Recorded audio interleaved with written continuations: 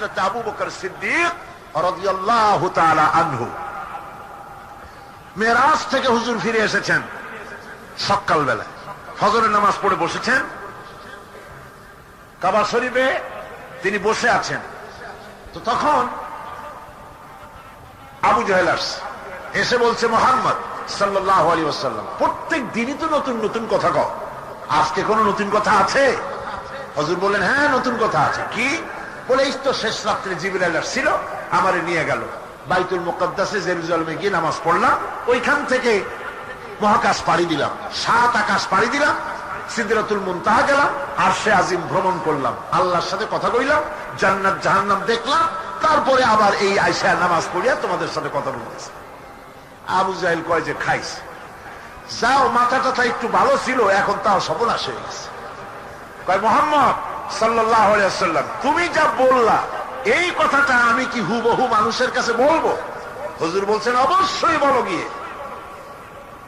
আবু জাহেল চিন্তা করলো, দিস ইজ দ্য মোমেন্ট, এটাই হলো আসল সুযোগ পেয়ে গেছে মানুষকে বিভ্রান্ত করার জন্য। সবার আগে ছুটে চললো হযরত আবু বকর রাদিয়াল্লাহু তাআলা আনহুর বাড়িতে, যে বলছেন, আবু বকর শুনেছ? বলে, কি? মুহাম্মদ সাল্লাল্লাহু আলাইহি ওয়াসাল্লাম এই রকমের কথা বললো, বেচারার মাথাটা যাও ভালো ছিল, শেষ। হুজুর বলছেন, আবু জাহেল, আমার রাসূল কি এরকম বলেছেন? আবু জাহেল বলছে, আমার নিজ কানে শুনে আসলাম, এখনো তিনি সেখানে বসা। হযরত আবু বকর বলেন, আবু জাহেল, আমার আল্লাহর নবী তিনি যদি এরকম কথা বলে থাকেন, তাহলে আমি কোন সন্দেহ পোষণ করি না, অবশ্যই আল্লাহ রাব্বুল আলামিনের হাবিব যা বলেছেন তা সত্য। হযরত আবু বকর রাদিয়াল্লাহু তাআলা আনহু মসজিদে হারামে আসলেন, হুজুরকে জিজ্ঞেস করলেন, হুজুর, আবু জাহেল আমাকে এইসব কথা বললো, এগুলি কি ঠিক? হুজুর বললেন, হ্যাঁ। তিনি ঘটনা বয়ান করলেন। হযরত আবু বকর বললেন, হে রাসূল, আপনি যা বলেছেন সত্য বলেছেন, আপনার মেরাজ ঠিক হয়েছে, সঠিক হয়েছে, সন্দেহ নাই। হুজুর বলেন, আবু বকর, তুমি তো শুধু আবু বকর নাও, তুমি সিদ্দিক।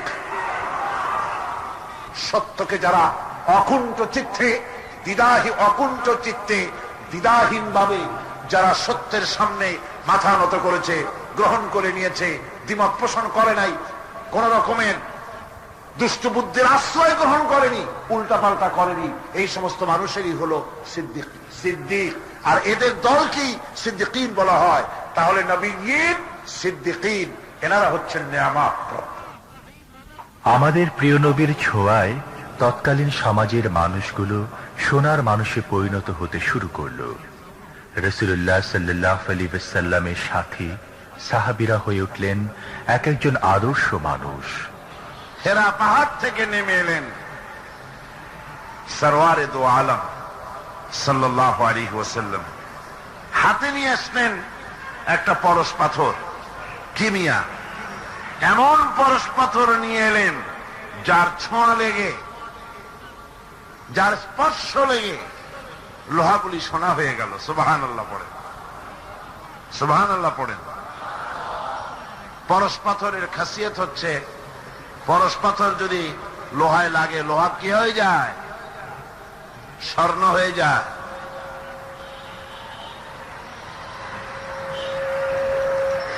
কত বড় জাহিল হলে পরে আল্লাহ নবী হত্যা করতে আসতে পারে।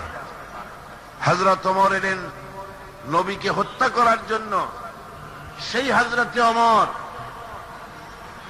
এই ওহীর জ্ঞানের সংস্পর্শে আসার সাথে সাথে আল্লাহ পাক তার মর্যাদা এত বাড়ালেন, নবীজি বললেন, আমার পরে তো কেউ নবী হবে না, যদি কেউ হতো অবশ্যই ওমর নবী হয়ে যেতেন। সুবহানাল্লাহ ওয়া বিহামদিহি।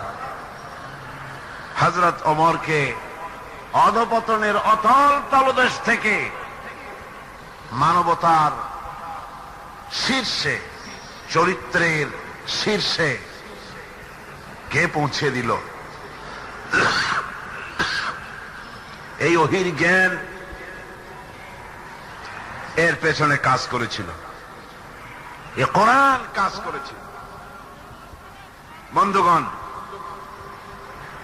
আজ পৃথিবীর মানুষেরা কলেজে, বিশ্ববিদ্যালয়, মাদ্রাসায় সিলেবাসের অনেক বই পড়ে, সিলেবাসের এত বই পড়ার পর চরিত্র কি হল, মানুষকে কি দিতে পারলো? আপনারা আমাকে বলেন, বর্তমান শিক্ষা ব্যবস্থা, কলেজগুলি, বিশ্ববিদ্যালয়গুলি, পৃথিবীর যে কোনো বিশ্ববিদ্যালয়গুলি পৃথিবীর মানুষকে কি দিল? অধিকাংশ ক্ষেত্রে জনগণকে উপহার দিয়েছে সন্ত্রাস, দিয়েছে হাইজ্যাক, দিয়েছে লুটেরা, দিয়েছে ডাকাত, দিয়েছে জেনাকার, দিয়েছে মদখোর। সব যে তাই হয়েছে তা নয়, কিন্তু বেশিরভাগ ক্ষেত্রে শিক্ষাঙ্গন থেকে এগুলি উৎপাদন হচ্ছে। আর সাহাবায়ে কেরাম রিদওয়ানুল্লাহ তাআলা আলাইহিম আজমাইন, তাদের সিলেবাসে মাত্র কিতাব ছিল 2 খানা। তাদের সিলেবাসে কিতাব ছিল কয়খান? মাত্র 2 খানা কিতাব। এই 2 খানা কিতাবের, সিলেবাসের 2 খানা কিতাব দিয়ে বিশ্বের শ্রেষ্ঠ মানুষে তারা পরিণত হয়েছিলেন। তার একখানা ছিল কিতাবুল্লাহ, আল্লাহর কোরআন, আর একখানা ছিল কি? হাদিস, রাসূলের সুন্নাহ। সিলেবাসের মাত্র 2 খানা কিতাব পড়ার পর এই জাতির চরিত্র কোথা থেকে কোথায় চলে গেল। যারা ছিল চোর ডাকাত, তারা সম্পদের পাহারাদার হলো। যারা ছিল নারীর সতীত্বের জম, তারা নারীর সতীত্বের পাহারাদার হলো। যারা মানুষের রক্ত মাংস নিয়ে খেলা করত, তারা জনগণের রক্ত এবং সম্পদ, ইজ্জতের, নিরাপত্তার মুহাফেজ হয়ে গেল। শুধুমাত্র মানুষের নিরাপত্তা নয়, হযরত ওমর রাদিয়াল্লাহু তাআলা আনহু রাতে একাকী বের হয়ে যেতেন দুঃখী মানুষের খোঁজ খবর নেওয়ার জন্য। এই ছিল সাহাবীদের চরিত্র। মুসলিম জাহানের খলিফাতুল মুসলিমিন আমিরুল মুমিনিন হযরত ওমর রাদিয়াল্লাহু তাআলা আনহু, তিনি ঘুরতেছেন গভীর রাত্রে, ঘুরে ঘুরে এক জায়গায় গিয়ে দেখেন মরুভূমির ভিতরে কিছু তাঁবু, আর একটা তাঁবুর মধ্য থেকে কান্নার আওয়াজ আসতেছে। তাঁবুর কাছে চলে গিয়ে উকি মেরে দেখেন সেখানে কতগুলি বাচ্চা কান্দে, আর একটা মেয়ে লোক কি যেন রান্না করতেছে। ভেতরে ঢুকে তিনি বললেন, ও মহিলা, তুমি এত রাত্রে রান্না করে বাচ্চাদেরকে কেন কষ্ট দিতেছ? সকাল সকাল রান্না করে কেন খাওয়া নাই? ছেলেরা কাঁদতেছে। মহিলা বলে, আমাকে তুমি জালিম বলতে পারো না, অবিবেচক বলতে পারো না। তুমি তো জানো না আমাদের অবস্থা কি। আমরা মদিনার মানুষ নই, আমরা মদিনার বাইরের স্টেটের লোক।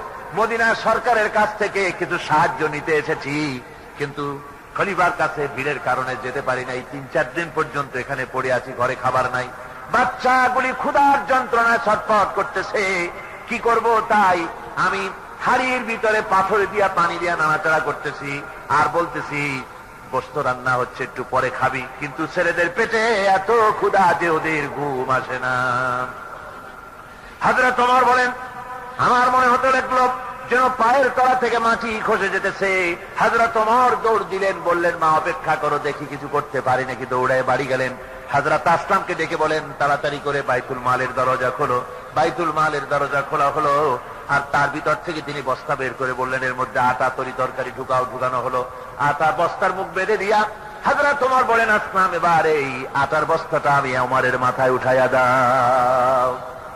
হযরত আসলাম বলেন, আমিরুল মুমিনিন, বোঝা বহন করার জন্য আমি তো খাদেম আছি, আপনি কেন বহন করবেন?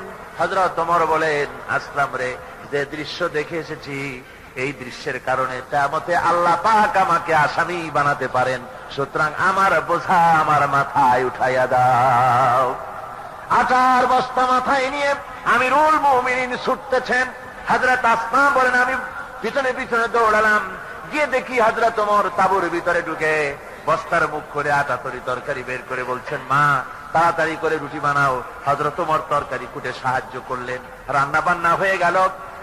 এবার তিনি বললেন, মা তুমি খাও, আর বাচ্চাগুলিকে কোলের কাছে এনে হযরত ওমর ওই তরকারি আর রুটি মিশায় মিশায় বাচ্চাদের মুখে খাওয়াই দিতেছেন। হঠাৎ করে ওই মহিলা ওমরের দিকে চোখ পড়েছে, তাকায় দেখেন হযরত ওমরের চোখ থেকে পানি পড়ে দাড়ি ভিজে ভিজে পড়তেছে। মহিলা বলতেছেন, ওগো পথিক, তুমি কে? তোমারে তো চিনি না, কিন্তু আমার মন বলে এই মদিনার রাষ্ট্র সরকার ওমর না হয়ে তোমার মতো মানুষ যদি আমাদের খলিফা হতেন তাহলে আমাদের ভাগ্য আরো ভালো হয়ে যেত। হযরত ওমর রাদিয়াল্লাহু তাআলা আনহু এই গভীর রাত্রে মহিলার কাছে নিজের পরিচয় দিলেন না, বললেন, মা তুমি ওই খলিফার দরবারে যেও, সেখানে তুমি আমারে দেখতে পাবে, আমি তোমাকে আরো কিছু বেশি দিতে চেষ্টা করব। হযরত ওমর চলে গেলেন। পরের দিন মেয়ে লোক বহু কষ্ট করে খলিফার দরবারে যখন ঢুকেছেন, যে দেখেন, আরে চাকি, আমি বলেছিলাম তুমি খলিফা না, তুমি যদি খলিফা হতে ভালো হতো, এ তো সেই ওমর। মহিলা হযরত ওমরের কাছে গিয়ে বলছেন, আমিরুল মুমিনিন, বিগত রাত্রে আমি যা বলেছি এবং আমার কারণে আপনি যে কষ্ট করেছেন, আমি মাপ চাই, আল্লাহর রাস্তে আমারে মাফ করে দেন। হযরত ওমর বসা থেকে দাঁড়িয়ে গেলেন। হযরত ওমর কেঁদে কেঁদে বলেন, ও মা, আমার কাছে তুমি ক্ষমা চাইও না, উল্টা করে আমার কাছে মাপ চাইও না, বরং আমি তোমার কাছে মাপ চাই। তুমি বলার আগে খোঁজ নিয়ে খাবার যে আমি তোমার ঘরে পৌঁছাতে পারি নাই, এই জন্য কিয়ামতের দিন আল্লাহর দরবারে আমাকে তুমি আসামির কাঠগড়ায় দাঁড় করিও না। হযরত ওমর রাদিয়াল্লাহু তাআলা আনহু আমাদের প্রিয় নবীর উপর এতটাই আস্থা রাখতেন যে নবীর অসম্মান হবে এমন কোনো কিছুই বরদাস্ত করতে পারতেন না, বরং রাসূল করিম সাল্লাল্লাহু আলাইহি ওয়াসাল্লামের সম্মান রক্ষার্থে অনেক সময় কঠোর ভূমিকা রেখেছেন। ইহুদি এসে একজন মুসলমানের বিরুদ্ধে নালিশ করেছে আল্লাহর নবীর দরবারে। নবীজি সাক্ষ্য প্রমাণ নিয়ে সবকিছু শুনে মিলে রায় দিলেন ইহুদির পক্ষে, মুসলমানের বিপক্ষে। কারে কয়? মিজান। নবী তো ইচ্ছা করলে তার নিজের দলের ওই মুসলমানদের পক্ষেই তো রায়টা দেওয়া স্বাভাবিক ছিল কিনা কন? বাপ হোক মা হোক দলের নেতা হোক, সব সময় নিজের স্বার্থের দিকে টানে, কথা ঠিক কিনা? স্বাভাবিকভাবে বোঝেন, চট্টগ্রাম শহরে সবচাইতে বড় সন্ত্রাসী ধরা পড়েছে। পুলিশ বহু পরিশ্রম করে খাগড়াছড়ি থেকে ঘাট ধরে নিয়ে আসছে। ঢাকা থেকে টেলিফোন আসছে, মন্ত্রী বাহাদুরের টেলিফোন। হ্যালো, কে? চিটাগং এসপি? বলে হ্যাঁ। কারে ধরছ? বল্টু মিয়ারে। ছাড়ো মিয়া, আমার দলের লোক তুমি ঠিক পাও নাই? স্যার অস্ত্র শুদ্ধা ধরছি। অস্ত্র শুদ্ধা ছেড়ে দে। এই জন্য পৃথিবীর সাধারণ মানুষের কাছে ইনসাফ পাওয়া যায় না। যায় আল্লাহ পাক বলেন, আমি নবীর কাছে মিজান দিয়েছি। সুবহানাল্লাহ। কেমন মিজান দিলাম? নবীজি বিচার করতেছেন, ইহুদির বক্তব্য শুনে মুসলমানের পক্ষে রায় না দিয়া রায়টা দিলেন ইহুদির পক্ষে। মুসলমান বেচারা অসন্তুষ্ট হয়ে গেলেন। তিনি চলে গেলেন হযরত ওমর রাদিয়াল্লাহু তাআলা আনহুর কাছে। কপাল কত খারাপ! তার কাছে গিয়ে বলছেন, আমিরুল মুমিনিন। তিনি তো তখন আমিরুল মুমিনিন হন নাই। যে বলছেন, ভাই ওমর, একটা বিচারের ছানি করার জন্য আসছি। বলে, ছানি আসছো আমার কাছে? পয়লা গেছিলা কার কাছে? গেছিলাম মুহাম্মদ সাল্লাল্লাহু আলাইহি ওয়াসাল্লামের কাছে। দেখেন অবস্থাটা। সবকিছু শুনে মিলে আমি মুসলমান, চান্দা দেই, জিহাদের পয়সা দেই, সাথে সাথে থাকি, জামাতে নামাজ পড়ি, জিহাদের ময়দানে যাই। বিচারটা আমার পক্ষে না হয়ে রাসূল ইহুদির পক্ষে রায় দিয়ে দিলেন, এটা একটা কথা হইল নাকি? আপনি বিচক্ষণ মানুষ, সবকিছু শুনে মিলে আপনি বিচারটার ছানি করে দেন। হযরত ওমর বলেন, বাবাজি অপেক্ষা করো, আমি তোমার বিচারে ছানি করতেছি, দাঁড়াও। হযরত ওমর ঘরের মধ্যে ঢুকলেন, তরবারি নিয়ে আসলেন। খাপের থেকে তরবারি বার করে হযরত ওমর বলেন, যেই ব্যক্তি আল্লাহ নবীর ফয়সালা করার পর তা মানতে পারে না, তার ছানি করতে আসে, তার ফয়সালা তো এইরকম করে করে দিতে হয়। তরবারি মারলেন, গর্দান পড়ে গেল। এর নাম হচ্ছে মিজান। সাহাবীরা রাসূলুল্লাহ সাল্লাল্লাহু আলাইহি ওয়াসাল্লামকে কতটুকু বিশ্বাস করত, কতটুকু বা আস্থাশীল ছিল, আসুন একটি ঘটনার মাধ্যমে তা আমরা জানার চেষ্টা করি। সাহাবায়ে কেরাম রাসূলের চরিত্রের উপরে, তার কথাবার্তার উপরে, যাদের ভিতরে তিনি বেড়ে উঠেছেন, রাসূলের চরিত্রে তারা কোনো কলুষতা দেখতে পায়নি। সুবহানাল্লাহ পড়ে। একজন রাসূল পাক সাল্লাল্লাহু আলাইহি ওয়াসাল্লাম এক ইহুদির কাছ থেকে ধার করেছিলেন এবং নির্ধারিত তারিখে ধারের টাকা পরিশোধ করেছেন। ওই ইহুদি প্রতিমধ্যে একদিন রাসূলকে ধরে বলছেন, মুহাম্মদ সাল্লাল্লাহু আলাইহি ওয়াসাল্লাম, তুমি আমার কাছ থেকে যে টাকা নিয়েছিলে টাকাগুলি ফেরত দাও। উনি বলছেন, আমি তো টাকা তোমাকে ফেরত দিয়েছি। কয় না, আমি টাকা পাই নাই, টাকা ফেরত দাও। হুজুর বলছেন দিয়েছি, আর ও বলছে দাও। এমন সময় একজন সাহাবী এসছেন, বলছেন হুজুর এখানে কি হচ্ছে?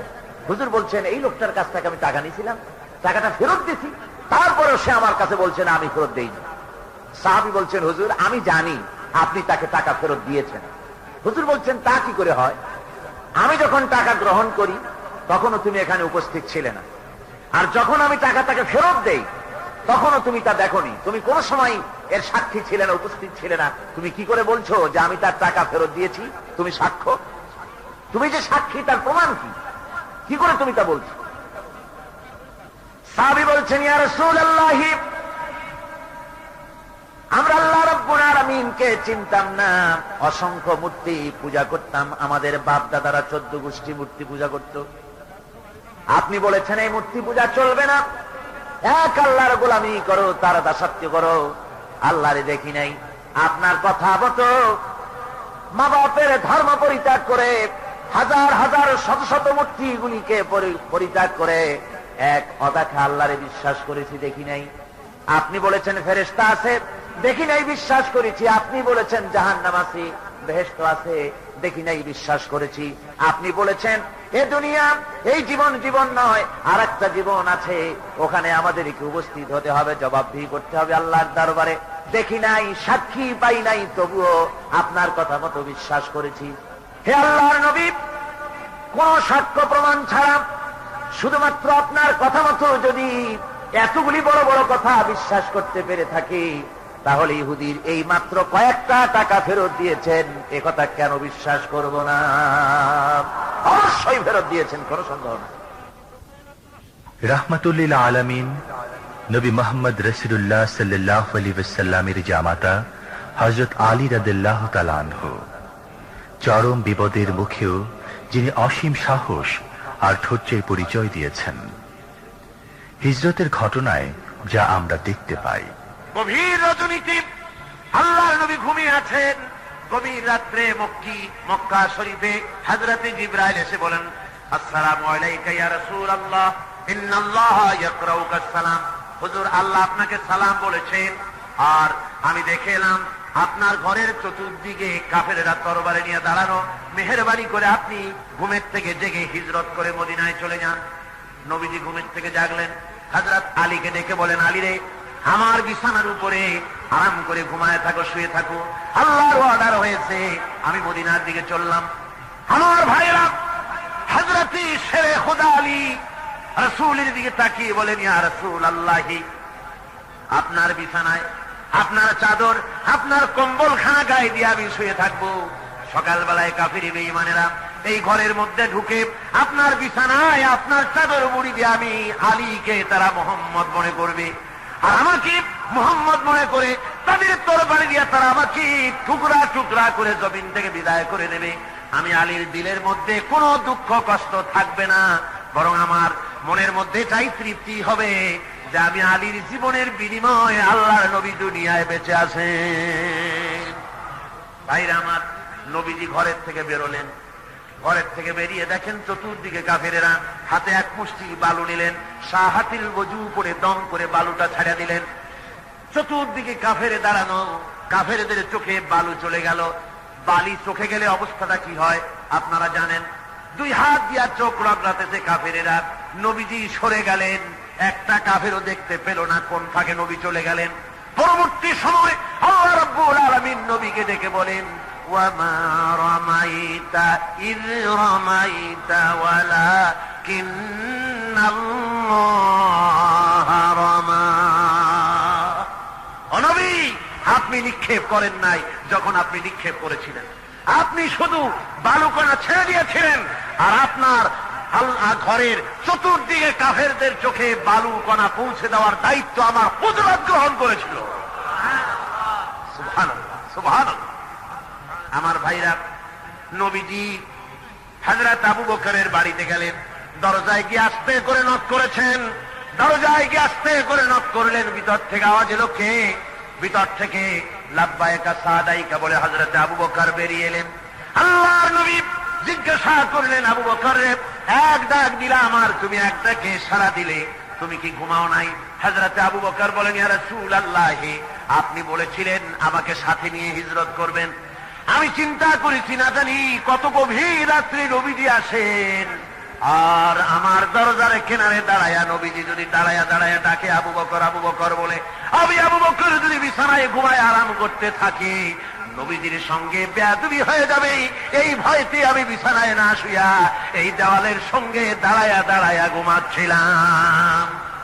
তাইরা আমার নবীজি হযরত আবু বকরকে নিয়ে চললেন, কাবার দিকে তাকালেন, বাইতুল্লাহ শরীফের দিকে তাকায়া নবীজি চোখ থেকে দর দর করে পানি পড়ে, আর তাকে বলে, রে খানায় কাবা, ওরে কাবা, বড় আশা ছিল তোর খেদমত করব প্রাণ ভরে, কিন্তু তোর নিষ্ঠুর সন্তানেরা তোর কাছে আমারে থাকতে দিল না রে।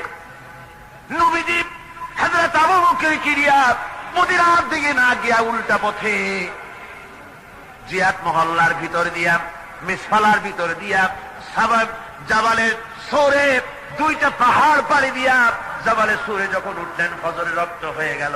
হযরত আবু বকর বলেন, হুজুর, গুহার একটা পায়া গেছি, এর মধ্যে ঢুকি, তা না হলে কাফেরেরা দেখে ফেলবে। হুজুর আপনি বাইরে বসেন, আগে আমি ভিতরে ঢুকি, যেহেতু গুহার মধ্যে সাপ বিচ্ছু থাকতে পারে, যদি কোনো সাপ বিচ্ছু থাকে আঘাত আমার প্রতি আসুক, আল্লাহর নবী মাহফুজ থেকে যাক।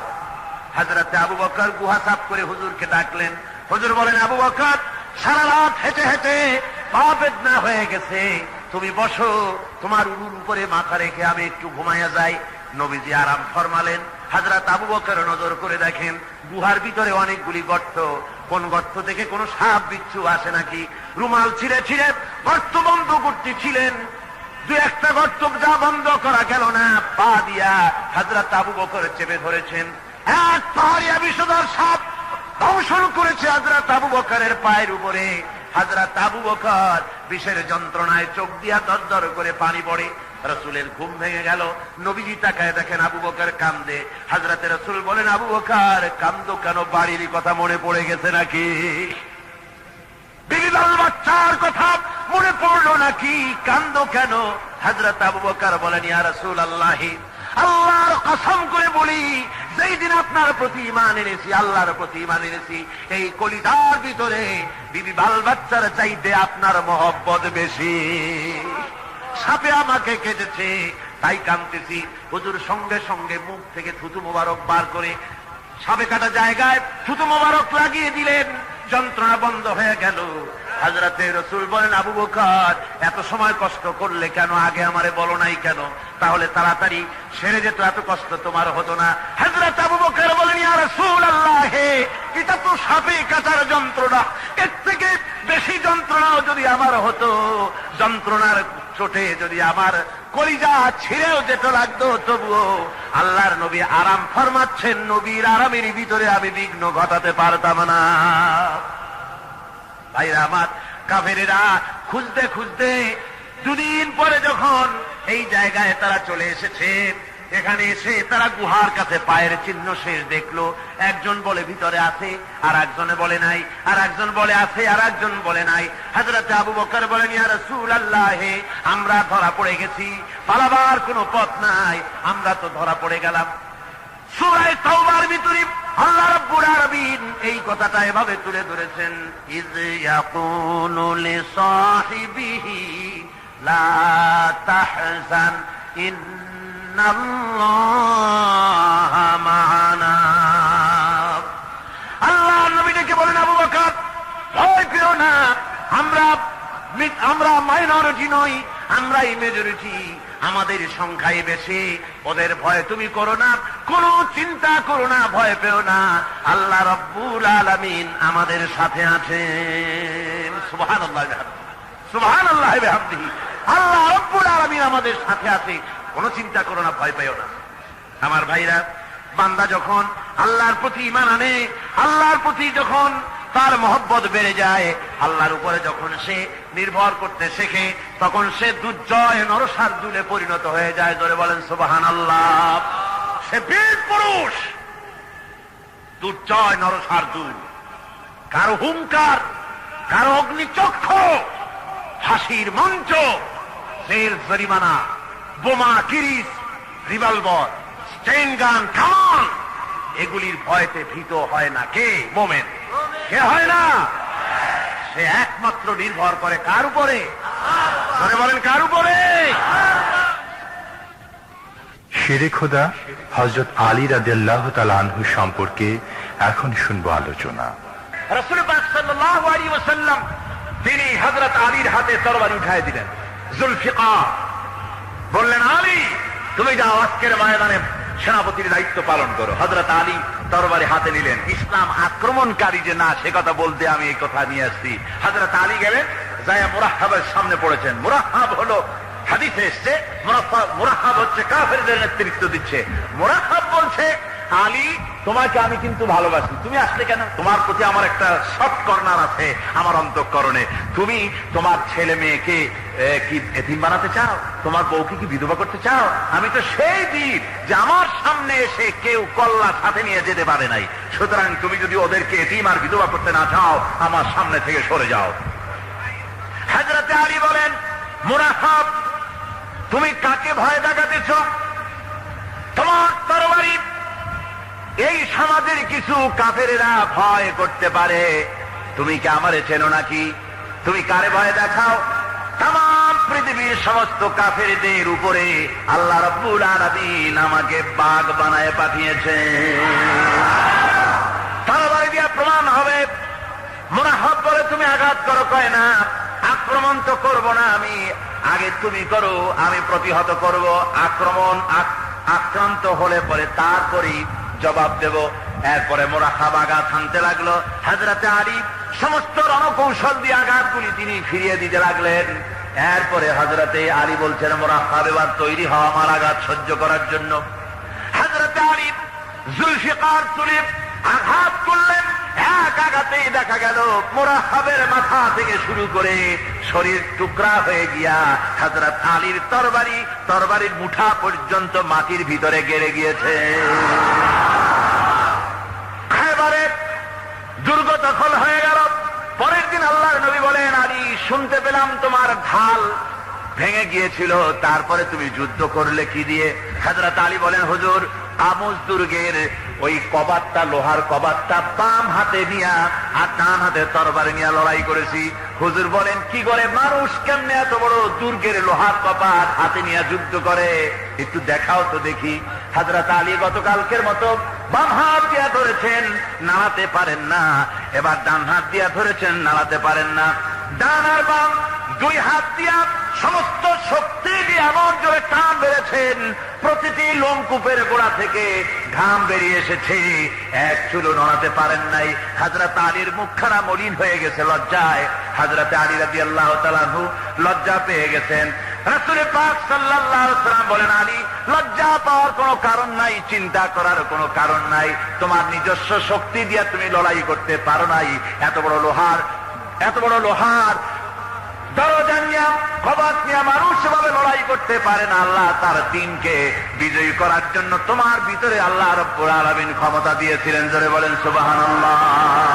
আল্লাহ রাব্বুল আলামিন এই জিহাদের ময়দানে যখন মানুষ আসে, আল্লাহ তাদের উপরে মদদ দান করেন।